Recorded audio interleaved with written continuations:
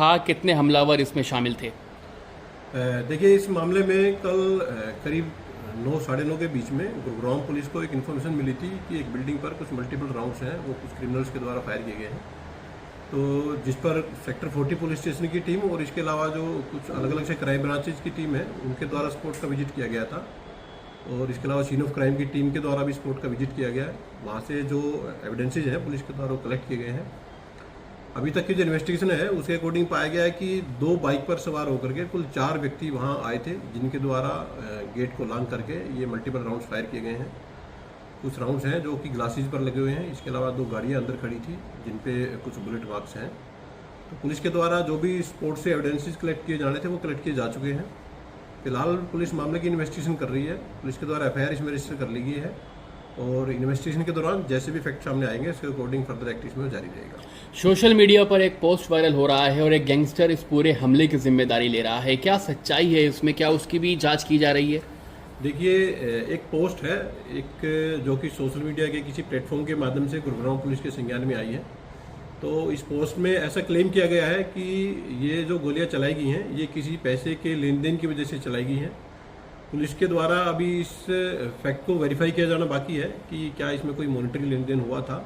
फिलहाल तक उस पोस्ट के अकॉर्डिंग ऐसा ही उनके द्वारा क्लेम किया गया है कि कोई पुराना पैसे का लेन देन था, वर्ष 2019 से कोई लेन देन था और इसी लेन देन की एवज में ये गोलियां इनके द्वारा चलाई गई हैं।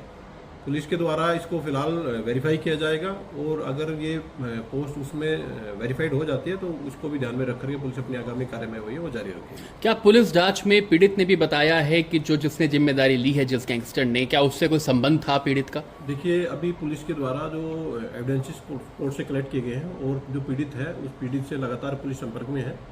पुलिस उसके साथ लगातार बातचीत कर रही है और अगर वो इन्वेस्टिगेशन में कोई ऐसी चीज़ बताता है, अगर कोई पैसे के लेन देन से संबंधित कोई फैक्ट को पुलिस को बताता है तो उसको ध्यान में रखकर भी पुलिस अपनी कार्रवाई है आगे फर्दर जारी रखती है। सीसीटीवी कैमरों की फुटेज से क्या कुछ शुरुआती तफ्तीश में सामने आया है? ये कैमरों की जो एनालिसिस पुलिस के द्वारा फिलहाल तक की गई है, आसपास के जितने भी सीसीटीवी कैमराज है पुलिस की अलग अलग टीमें उनको चेक कर रही है और उनसे जो भी नेसेसरी सीसीटीवी फुटेज है वो पुलिस के द्वारा कलेक्ट की गई है। इसमें फिलहाल तक दिखाई दिया है कि 2 बाइक पर कुल मिलाकर के 4 लोग जिन्होंने अपने फेस कवर किए हुए थे, 2 बाइक पर ये 4 लोग सवार होकर के आए थे और इनके द्वारा ही गेट को लांग करके मल्टीपल राउंड से वो फायर किए गए हैं। इसके अलावा पुलिस की जो अलग अलग टीमें हैं वो घटनास्थल के आसपास जो अन्य जो पेंडिंग सीसीटीवी है उनको भी पुलिस के द्वारा लगातार चेक किया जा रहा है और जिस भी फुटेज में कोई भी एविडेंस या कोई भी क्लू पुलिस को मिलेगा उसको पुलिस कब्जा में लेकर के फर्दर इन्वेस्टिगेशन को पूरी करेगी। क्या अभी तक बदमाशों की पहचान हो सकी है? देखिए, इस मामले में जैसे मैंने आपको बताया कि सोशल मीडिया के माध्यम से उनके द्वारा पैसे को लेन देन को लेकर के उनके द्वारा क्लेम किया गया है कि उनके द्वारा ये फायरिंग कराई गई है। फिर भी पुलिस पूरे तरीके से पुलिस की इन्वेस्टिगेशन करेगी, केस की इन्वेस्टिगेशन करेगी और इन्वेस्टिगेशन में जिसका भी रोल सामने आएगा उसके खिलाफ सख्त से सख्त कार्रवाई पुलिस जारी रखेगी। ठीक है, थैंक यू।